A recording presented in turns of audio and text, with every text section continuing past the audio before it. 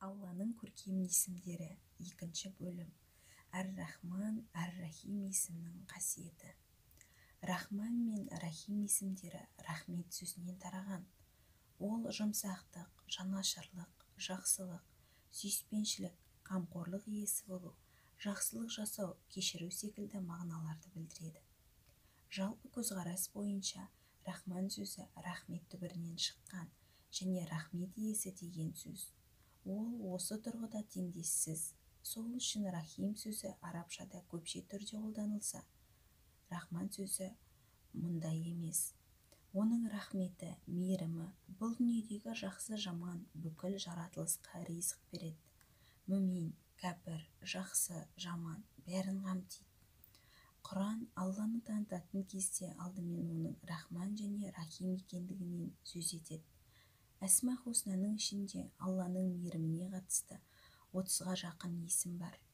Рахман, Рахим, Латиф, Халим, Раззақ, тағы басқалары. Алланың құлдарына қатысты ең басты ерекшелігі оның мейірімі. Құранда бұл жайлы ол рақымдылық танытуды өзіне лайық қасиет һәм өзінің басты ұстанымы қылды. Әнғам сүресі 12-ші аят. Рахмет, мейірім сөзі Құранда жәннат мағынасында да қолданылады. Ал жүздері ағарғандар Алланың шексіз мейіріміне, жұмаққа кіреді. Олар онда мәңгі бақи қалады. Әли Имран сүресі 107-ші аят. Сондай-ақ рахмет, мейірім сөзі Құранда Алланың әртүрлі жәрдемі, Алланың құлдарын қиындықтан құтқаруы, қиындықтан кейін келетін ырыс-береке, адамдарға ұрпақ нәсіп ету, Алланың құлдарын кешіруі, Алланың ізгі жандардың балаларын қорғауы, Алланың құлдарының дұға тілегін қабыл алуы, тағы басқалары мағыналарда қолданылған. Пайғамбарымыз Мұхаммедтің саллаллаху алейхи уассалам адамзатқа жіберілуі, Құранның түсуі де Алланың рахметі болып саналады. Әр-Рахман Аллаға ғана тән жеке есім, тек Алла үшін қолданылады. Рахман есімін қазақшаға бір сөзбен де, бір сөйлеммен де аударуға келмейді. Шартты түрде өте мейірімді деп аударуға болады. Рахман шексіз мейірімнің иесі, мейіріміне үздіксіз бөлуші, мейірімімен нығмет беруші, тағы сол сияқтылар. Рахман Алланың мейірім шапағатының ең асқақ дәрежесін көрсетеді. Араб тілінде Рахман сөзінің көпше түрі жоқ. Арабшада қалай айтылатын болса, Құранда да Әр-Рахман деп айтылатын есім адамдарға қатысты қолданылмаған. Ол жалғыз Алланың ғана сипаты. Әр-Рахман есімі Құранда 57 жерде кездеседі. Құранда жеке өзі және Әр-Рахим есімімен ғана бірге қолданылған. Әр-Рахман есімі Құрандағы бір аятта былай кездеседі. Уа Мұхаммед, оларға, оған дұға еткендерінде қаласаңдар Алла деп атаңдар, қаласаңдар Рахман деп атаңдар. Қай есімін атап дұға етсеңдер де ең көркем есімдер оған ғана тән деп айт.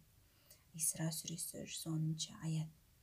Рахман есімі бұ дүниені де, о дүниені де қамтиды. Ал Рахим есімі негізінен о дүниеде мүминдерге қатысты қолданылады. Рахман есімі ешкімді жақсы, жаман, мүмин, кәпір деп алаламай, бәріне тең қарайтын болса, Рахим есімі Алланың мүмин құлдарына деген мейірімін білдіреді. Рахим есімі де Аллаға ғана тән жеке есім. Рахим есімі бір аятта Тәуба сүресі 128-ші аят Әзірет пайғамбарымыз саллаллаху алейхи уассалам үшін қолданылған. Құранда 114 рет кездеседі. 72 жерде Әл-Ғафур есімімен бірге, 13 жерде Әл-Азиз есімімен, 9 рет Әл-Тауаб және Әл-Рауф есімдерімен, 6 жерде Әр-Рахман есімімен бірге, 1 жерде Әл-Бар, Әл-Уәдуд, Раб есімдерімен бірге қолданылған. Архамур Рахиммен тіркесі рахымдылардың ең рахымдысы дегенді білдіреді. Құранда 4 жерде кездеседі. Әзірет Мұса, Әзірет Юсуф, Әзірет Айюб пайғамбарлардың дұғаларында кездеседі. Әнғаф сүресі 151-ші аят, Юсуф сүресі 64-ші 92-ші аят, Әнбия сүресі 83-ші аят. Хайрур Рахимин, мейірімділердің ең қайырлысы деген есім Құранда 2 жерде кездеседі. Мүминун сүресі 109-ші және 118-ші аят. Зур Рахматил уасиға, шексіз мейірім иесі деп аталатын бұл есім Анғам сүресінің 147 аятында ғана кездеседі. Бұл аятта ғаламды тұтас қамтыған шексіз мейірім байқалады. Бұл рахымдылық, даналық, қорғау, нығмет беру секілді көптеген сипаттарды аясына қамтиды. Бұл сипаттар бір Рахман және Рахимнің бар болғанын қалайды. Олай болса, күллі ғалам Алла тағаланың осы рахым есімдерінің шағылысының көрінісі. Құран кәрімде Алланың мейіріміне қатысты дұғалардың мысалдары. Сонда Нұх: «Уа Раббым, өзім нақты білмейтін нәрсені қозғап, саған өтініш айтудан мені сақтай көр. Егер мені кешіріп мейіріңе бөлемесең, мен де зиянға ұшырағандардың бірі боламын» деп айтты. Худ сүресі 47 аят. «Уа Мұхаммед, уа Раббым, бір өзің жарлықап кешіре көр, мейіріміңе бөлей көр. Сен мейірім етушілердің ең қайырлысы әрі ең мейірімдісісің» деп дұға ет. Мүминун сүресі 118 аят. «Уа Раббымыз, бізге шамамыз жетпейтін міндеттерді арта көрме. Күнәларымызды кешкейсің, бізді кешіргейсің және бізге жанашырлық танытып, мейіріміңе бөлегейсің. Сен біздің иемізсің, қамқоршымыз әрі қорғанымызсың. Бізге мына кәпірлер қауымына қарсы күресте жәрдем беріп, жеңіске жеткізе көр». Бақара сүресі 286 аят. Сонымен қатар қауымның көсемі, жолбасшысы болған Аюбты де есіңе ал. Кезінде ол: «Уа Раббым, мына дерт маған ауыр тиді, әбден кесірін тигізді. Өзіңе құлшылық етуден қалып барам. Сен рақымдылардың ең рақымдысың» деп жалбарынған еді. Әнбия сүресі 83 аят. Сонда екеуі: «Уа Раббымыз, біз өзімізге қиянат жасадық. Егер бізді кешпесең әрі есіркеп рақымыңа бөлемесең, сөзсіз зиянға ұшырағандардың қатарынан боламыз» деп жалбарынды. Әнғаф сүресі 23 аят. Мұса бірден Аллаға жалбарынып былай деді: «Уа Раббым, егер біздің кінәміз болса, мені де, бауырымды да кешіре көр. Бізді шексіз рақымыңа бөлей көр, өйткені сен бәрінен де рақымдысың». Әнғаф сүресі 151 аят.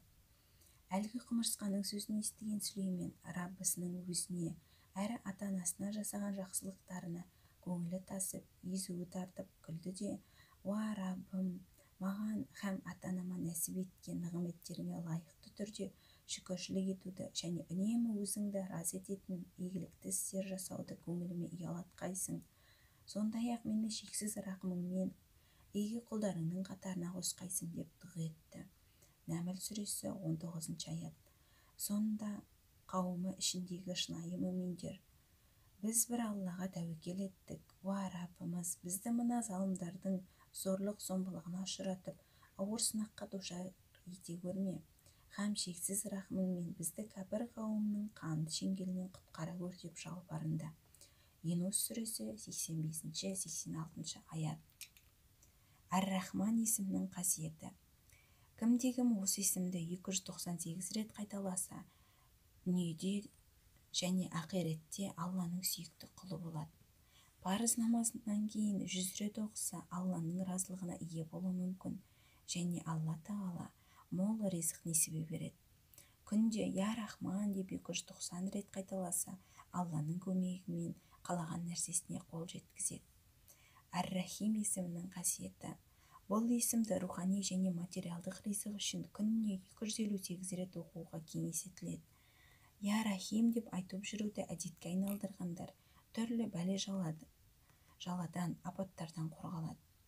Кімде-кім парыз намаздардан кейін осы есімді 269 рет қайталаса, Алланың жәрдемімен мінез құлқы жақсарады. Сонымен қатар ризық несібесі артады. Ауру адам оқыса, ауруынан шипа табады. Бұл есімді күн сайын 100 рет қайталаған адамның жүрегіндегі қатыгездік сезімі кетіп, түрлі жаладан құтылады.